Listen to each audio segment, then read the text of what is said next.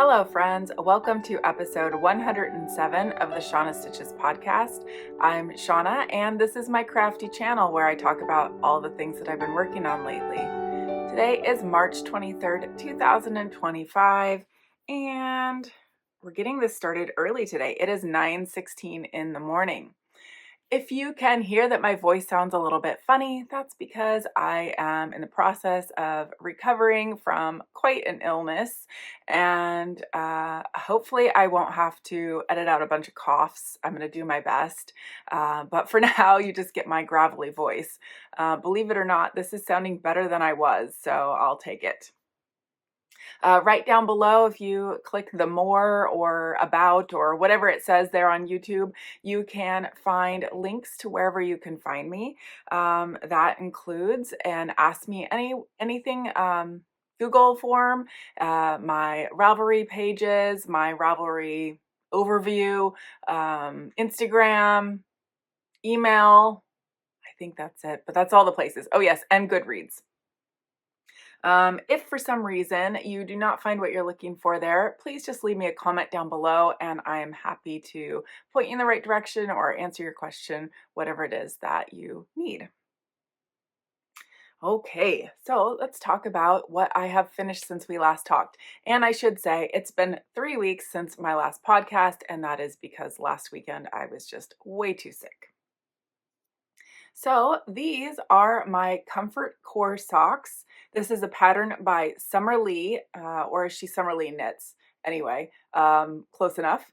And this is a new pattern that she modeled after, I believe it's a Nike Comfort something sock. And the pattern itself has about 3 different iterations. She has the pattern where you can do just a stockinette leg, I think with a ribbed cuff, and some stripes. I chose to do a 2x2 rib. And then there is a pattern section here, which I know is a bit hard to see in my yarn, but it is a seed stitch, which I really like the feel of that. It's very textured and I don't know, I think it's pretty. And then here where the arch is, there is a slip stitch section, very similar to how you do a slip stitch heel, except for it's done in the round all the way across. Back to that seed stitch patterning and then the toe. So I knit these on my normal needle size, which is a 2.25 millimeter. It is fingering weight yarn. And the yarn itself is Desert Vista Dyeworks in the color Zombody Green Decomp. And you'll see like lots of gray. There is green, black, reds. It's one of Susan's zombie colors. And if you haven't seen the sad news on Susan's page, she's been having a lot of health problems. I have a friend who just got her order refunded, so I really don't know what's going to happen. I have some skeins that I earned from last year. I'm not sure if I'm going to get those or not because she is now battling colon cancer. And then there is an issue with her lungs, which she doesn't know yet. So anyway, Susan, if you're watching this, which I highly doubt, but if you are, I hope that you heal quickly, recover fast. And yes, until then, I'm just going to enjoy knitting the yarns that I have. So as far as how these socks feel, I don't quite know. I've tried them on. They fit great. I did have to knit more rows of the foot because this slip stitch section, the row gauge is just a bit narrower. So my normal, I've been knitting 96 rounds from the start of the heel here where you pick up to the toe where I start the toe. It's been 96. And for this, I had to knit 108. So I had to knit a few more stitches, but overall, I think it came out great. The circumference, which is what I was a bit worried about, especially with the slip stitches, I just made sure to keep my gauge loose the same way I do the heel here, and it turned out just fine.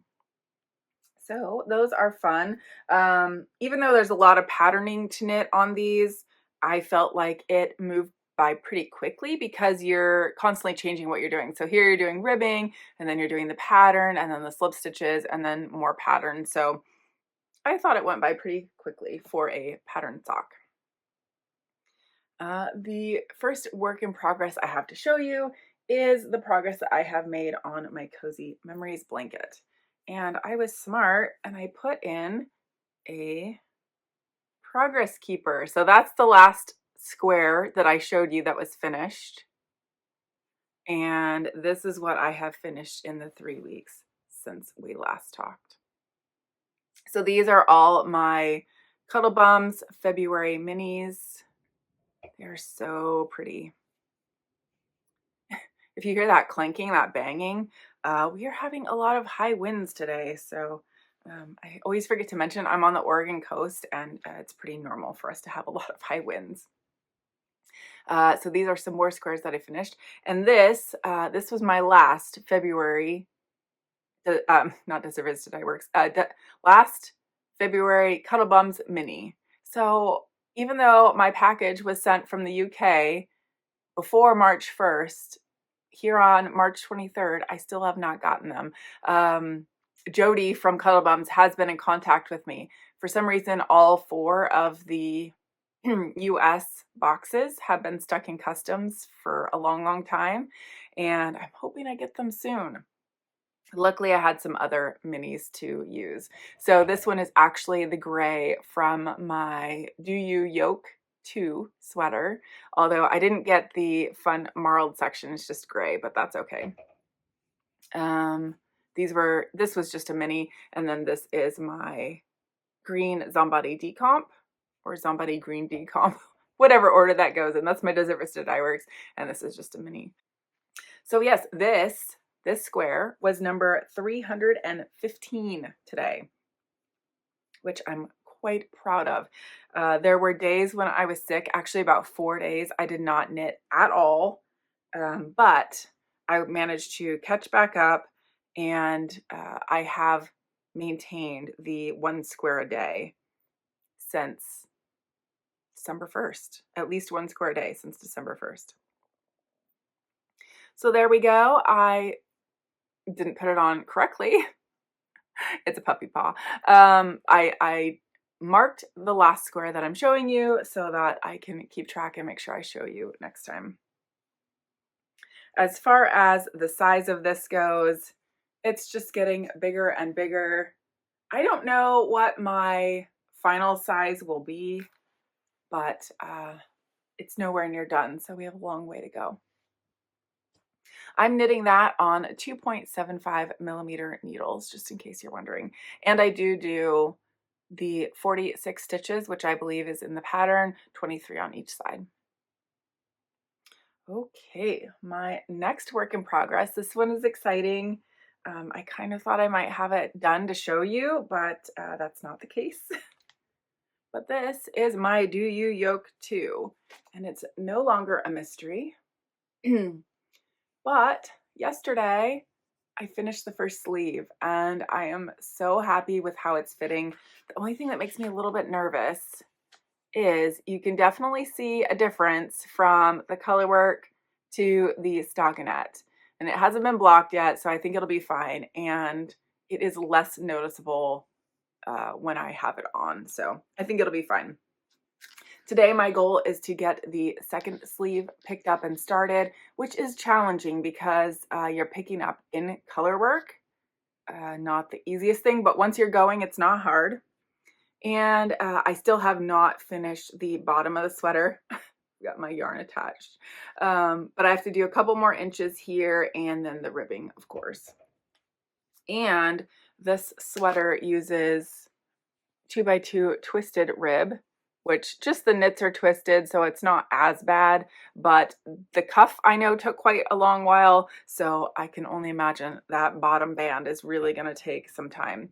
But my goal, I would love to get this sweater finished by the end of March. I have 9 days. I don't know. I was able to knit, oh gosh, like half the sleeve yesterday, but of course this is just stockinette knitting, so that isn't too bad. It'll be this section that will take the longest, so at least I'll get it started. And I have one more thing to show you. If you will remember my old WIP that I'm working on, I do believe I'd already showed you this, but this is the simple skip pattern. And I finished the first sock. That's the one I'd already showed you. There's what the pattern looks like. It has this really pretty slip stitch detail. Well, I did show you that I had cast on the cuff for the second one, but I only had like maybe 5 rows done. And now I am about a quarter through the leg. So I am slowly making progress on this second sock, which makes me very happy. I would love to have this pair of socks off the needles. I started these June 16th, 2018, so they need to be done. In a perfect world, I would get my sweater finished and these finished in March, but I don't know if that's going to be possible. The yarn that I'm using is Candy Skein in the Sprinkled Donut colorway, and it is beautiful in the cake, and it also knits up quite pretty. Unfortunately, Candy Skein is no longer dyeing, so this is very exclusive yarn at this point. Those are all of my projects that I have been working on since I last talked to you. This is going to be a very quick episode, which is probably a good thing since, you know, my voice is not so great.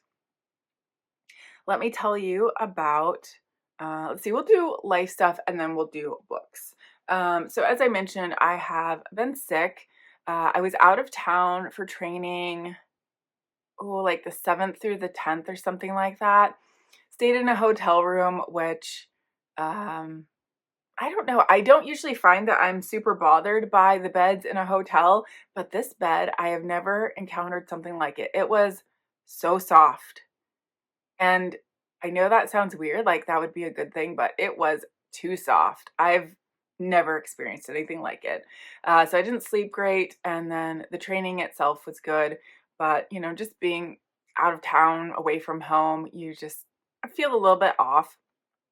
And I got back on a Friday, managed to work Monday, Tuesday, Wednesday, and like Monday, Tuesday, I had a sore throat. Of course, Wednesday, still had the sore throat. Got home, went to bed that night, and woke up with a fever. Just prior to waking up, I had the weirdest dream. Clearly, my brain was aware of what, like subconsciously, what I was not aware of in my conscious mind. But I dreamed that I was standing in the shower, fully clothed, with the water coming down on me, and I was crying because I hurt so bad. So then I wake up with this fever, and I had a fever it finally broke on the 4th day, and it was terrible. Like medicine didn't help it. It was just over 100 for over 3 days. Finally on Saturday, which was the 3rd day, I was in the shower, not clothed, but taking a cold shower because my temperature had gotten up to 102.2, which is pretty high, I think. And I was just feeling miserable. Every single joint and muscle and everything in my whole body was just hurting so bad. I had a cough, and just it was terrible.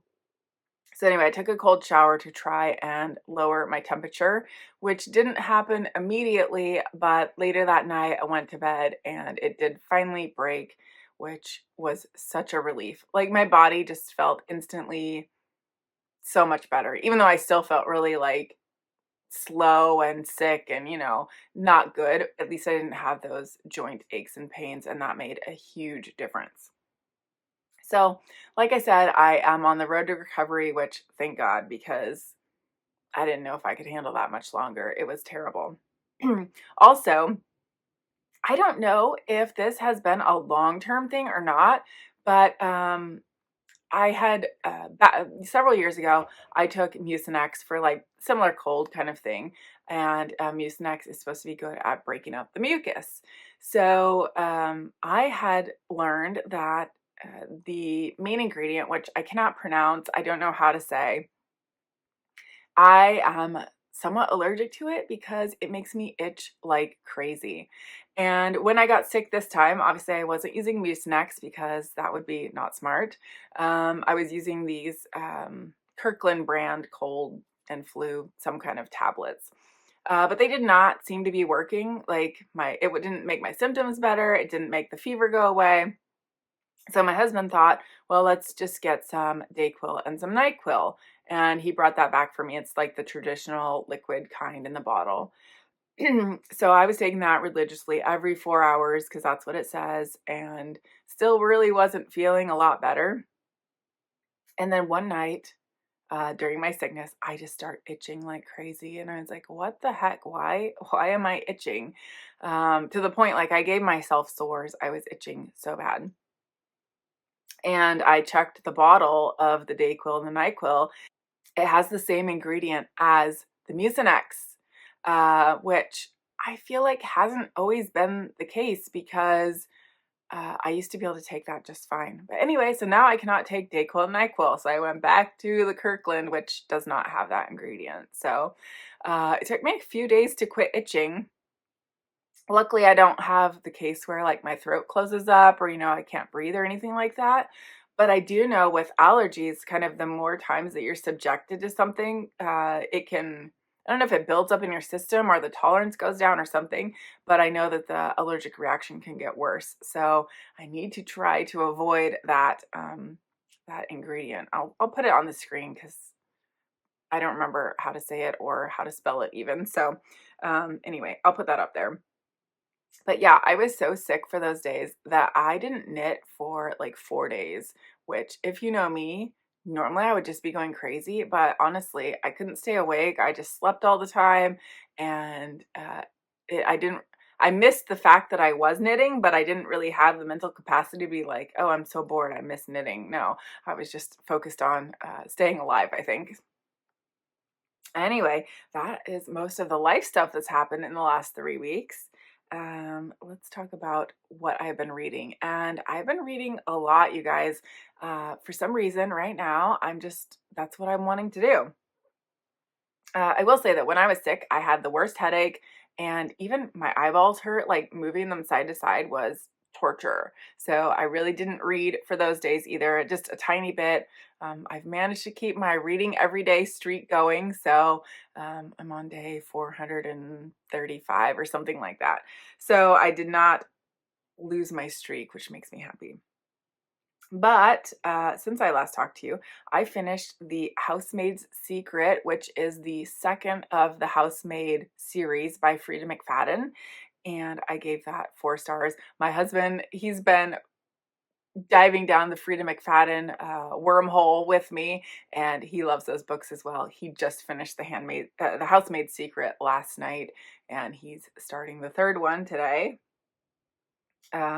Which, by the way, I did finish. The Housemaid is Watching. That's the 3rd one. I gave that 4 stars as well.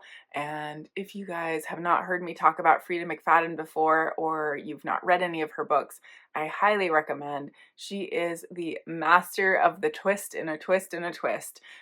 You'll think you have it figured out, but she manages to completely throw you for a loop, which you kind of catch on to for a while. So even if you figure out part of the twist, I guarantee you probably will not figure out the whole twist because she's just so good at it. I read Good Girl, Bad Blood by Holly Jackson. That is the second of a Good Girl's Guide to Murder book, and I really enjoy that series, her books. I haven't read anything else by her, I don't think, but I gave that 4 stars. I really, really like the characters and the story and all that. I can highly recommend. That one was a Libby checkout through my library, and I had to wait for it, so I was very happy when it came available. I do believe there's a 3rd book as well, and I'm pretty sure I'm on the wait list for that one too. And finally, I can quit talking about this book. I finally finished The Bad Weather Friend by Dean Koontz, and I gave it 2.5 stars. It took me so long to finish that book, and while I liked parts of it, I don't know, I just couldn't really get into the story. I wouldn't read it again, and I wouldn't recommend it. So if it's in your library, maybe read it. It was a Kindle first a long time ago. So if you picked that one, I guess read at your own risk, but I would not spend money on it, that's for sure. The book I just finished yesterday is called The Fourth Girl by Wendy, Corsi, Staub, Staub. I gave that 4 stars. That was pretty good. It had a twist at the end, but it was not a Frieda McFadden twist by far. But it still caught me off guard. I was not expecting what happens in the end. And it took me a little bit to get into the book. I'd say about 50%. And then yesterday I literally read over half of that book. I couldn't put it down at the end. So I do recommend that one. It was good. And then this morning I finished a short story. I should say The Fourth Girl. That was the Kindle first book for March that I picked. So the one that I finished this morning, started and finished, was a short story, which was a bonus free Kindle first for March. I normally don't pick up those short stories, even when they're offered, just because, I don't know, I guess I'm not much of a short story reader. But I did pick this one, and I gave it a read. It was okay, but I feel like this is why I don't read short stories. It just ended, and I'm like, okay, so I feel like there could have been a whole lot more there. What happened after that? And well, sometimes I like when a book ends and it kind of leads your imagination to be like, oh, what happened next? This one just ends, and there's not enough to even be like, oh, I wonder what happened. And there's probably not even enough content to really care about what happens after. So I don't think I'm a short story reader, but I did read it. It's called The Sublet by Greer Hendricks. And yeah, for free. It was fine, but it did not tempt me to read more short stories, I'll tell you that. It was like 49 pages was the total. I gave it 3.5 stars. It was okay. It didn't take me long, and I wasn't very invested in it, so it's all right. And the book I'm going to start tomorrow, which I know nothing about, except for I do believe it was a Kindle first for February, is called Her Deadly End by Takiri Harath. I don't know anything about it. So other than it's another kind of murder mystery, possibly detective centered, if I remember right. So that is everything that I have been up to lately, other than just work stuff, which has been pretty busy. But yeah, like I said, this is a short one, but I wanted to catch up with you all. I'm going to go get this edited and uploaded, and I'm going to start the second sleeve of my Do You Yoke 2 sweater. I didn't mention when I talked about that sweater, but it is a pattern by Zanete. Is how it's spelled, but I think it's actually Jeanette Knits.